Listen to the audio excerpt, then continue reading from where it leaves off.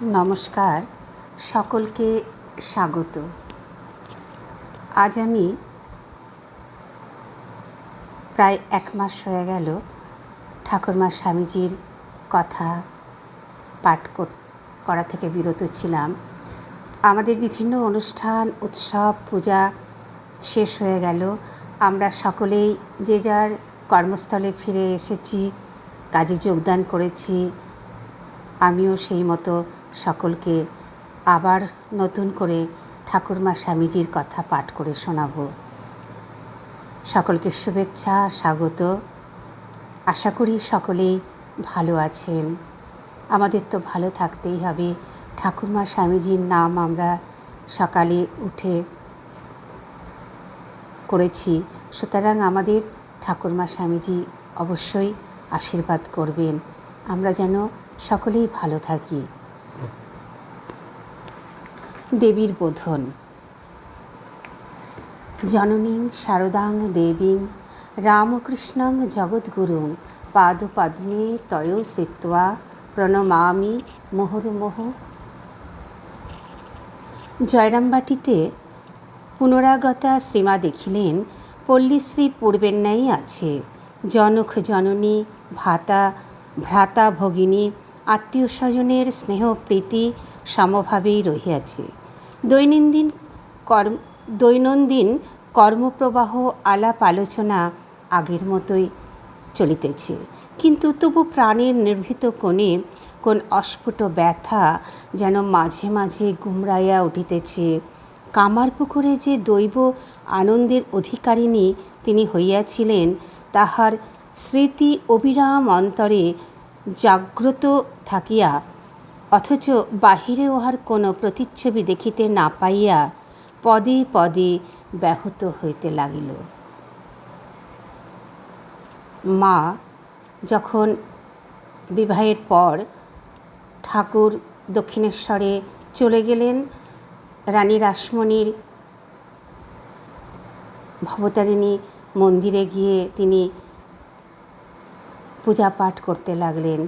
আর মা তখন পল্লীগ্রামে তার নিজের বাড়িতেই থাকিলেন। সেই সময় পল্লীগ্রামের মেয়েরা নানা রকম তাকে কথা শোনাতে লাগলো যে তার স্বামী পাগল। তার মাকে সবসময় শুনতে হতো, তুমি পাগলের শাশুড়ি, মানে তোমার জামাই সে পাগল।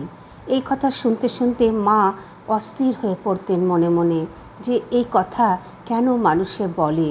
তো তিনি একদিন সেই কারণে প্রমাণ নেবার জন্য যে তার স্বামী সত্যিই কি পাগল, সেই জন্য তিনি সমস্ত কাজ নিজে একা করতেন।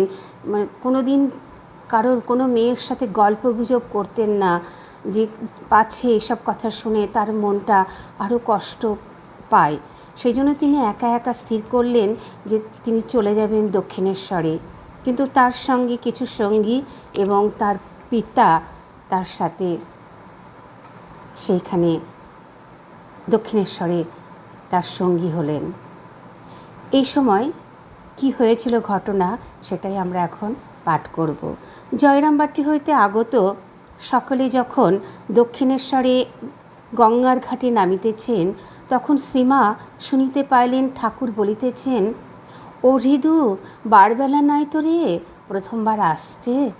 শ্রীমা নিশ্চিন্ত ছিলেন যে তিনি গঙ্গার উপর নৌকাতেই বারবেলা কাটাইয়া আসিয়াছেন। কিন্তু শ্রীরামকৃষ্ণের সেই প্রথম কথাতেই এমন একটা প্রাণঢালা প্রেমের স্পর্শ ছিল, যাহার টানে তিনি সোজা ঠাকুরের ঘরে গিয়াই উঠিলেন। অপরেরা নহবতে বা অন্যত্র চলিয়া গেল। মায়ের সাথে যারা সঙ্গী সাথীরা ছিলেন এবং তার পিতা ছিলেন, তারা চলে গেলেন নহবতের অন্যত্র। ঠাকুর শ্রীমাকে দেখাইয়া বলিলেন, তুমি এসেছ, বেশ করেছ। পরে পার্শ্বস্থ এক ব্যক্তিকে আদেশ করিলেন, মাদুর পেতে দে রে। ঘরেই মাদুর পাতা হইলে শ্রীমাওয়াতে বসিয়া ঠাকুরের সহিত আলাপ করিতে লাগিলেন।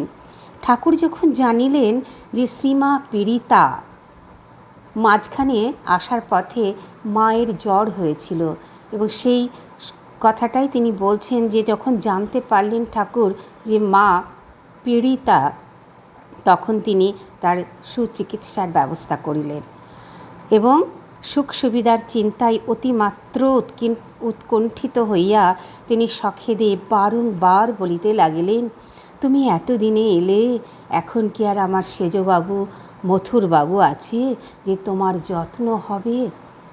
আমার ডান হাত ভেঙে গেছে।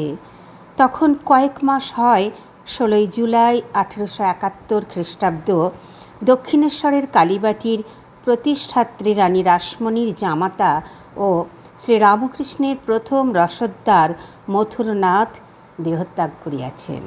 প্রথম দর্শন ও আলাপাদি শেষ করিয়া শ্রীমা নহবতে যাইতে চাহিলে ঠাকুর বাধা দিয়া বলিলেন যে না না, ওখানে ডাক্তার দেখাতে অসুবিধা হবে, এই ঘরেই তুমি থাকো। শ্রীমায়ের জন্য পৃথক শয্যা রচিত হইল। মায়ের সঙ্গিনী একটি মেয়েরও তার সঙ্গে শুইবার ব্যবস্থা হইল। তখন কালীবাড়ির সকলে আহার শেষ হইয়া গিয়াছে, তাই শ্রীযুক্ত হৃদয় 2-3 ধামা মুড়ি লইয়া আসিলেন। এতে ব্যবস্থা হইল। মা ভেতরে যে অন্তরে যে কষ্ট ছিল যে তার স্বামী পাগল, তার কথাবার্তায় এতটুকু তার প্রকাশ হলো না এবং মার অন্তর যেন প্রসন্ন হলো। লোকের কথা শুনে তিনি যে কষ্ট পেয়েছিলেন সেটা নিজের স্বচক্ষে দেখে তার কথাবার্তায় দূরীভূত হলো। এবার বলছেন যে শ্রীরামকৃষ্ণকে প্রত্যক্ষ দর্শনের ফলে শ্রীমায়ের চক্ষুকরণের বিবাদ ঘুচিল। পল্লীগ্রামের হৃদয়হীন অজ্ঞলোকের মধ্যে কত কথাই না রটিয়াছিল। তাহার আরাধ্য দেবতা সেখানে পড়িয়াছিলেন পাগলের পর্যায়ে। এমনকি এত যে বিশ্বাসী মন শ্রীমায়ের, বারবার শুনিতে সে মনেও যেন কেমন একটু সন্দেহের আঁচ লাগিয়াছিল।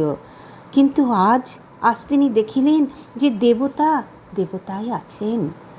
পত্নীকে ভুলিয়া যাওয়া তো দূরের কথা, তিনি এখন যেন অধিকতর কৃপাপূর্ণ। নহবতে থাকিয়া ঠাকুর ও তাহার জননীর সেবায় আপনাকে ঢালিয়া দিলেন। তাহার পিতাও কন্যার আনন্দ এবং ঠাকুরের সপ্রেম ও সশ্রদ্ধ ব্যবহারে আশ্বস্ত হইয়া কয়েকদিন পরে হৃষ্টচিত্তে স্বগ্রামে ফিরিয়া গেলেন। ঠাকুর মা স্বামীজির চরণে শত সহস্র কোটি প্রণাম নিবেদন করি। ঈশ্বরের কাছে আমাদের এটাই কামনা, সকলেই আমরা যেন সুস্থ হয়ে চলতে পারি। প্রণাম নিও মাগো, সকলের মঙ্গল করো মা।